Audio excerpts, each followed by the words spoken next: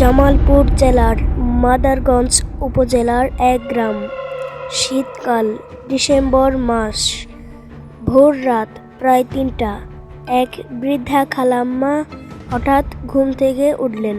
উঠে দেখেন উঠোনের মাঝখানে কেউ একজন দাঁড়িয়ে আছে।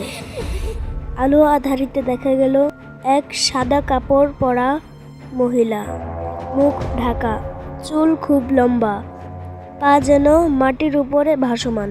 খালাম্মা ভাবলেন হয়তো পাশের বাড়ির মেয়েটা অসুস্থ হয়ে এসেছে।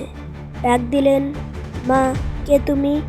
কোনো উত্তর নেই, বরং সেই মেয়েটি ধীরে ধীরে বৃদ্ধার দিকে এগিয়ে আসছে। ঘন কুয়াশা, এত যে স্পষ্টভাবে তার চেহারা দেখা যাচ্ছে না। খালাম্মা ভয় পেয়ে মনে মনে পড়লেন আয়াতুল কুরসি। পড়া শেষ হতেই ওই মেয়েটা থেমে গেল, তারপর হাওয়ার সাথে মিলিয়ে গেল কুয়াশার মতো। পরদিন গ্রামের মানুষ বলল, ওই সময় নাকি গ্রাম থেকে দূরে নদীর ধারে মন্দ জিনদের বাস।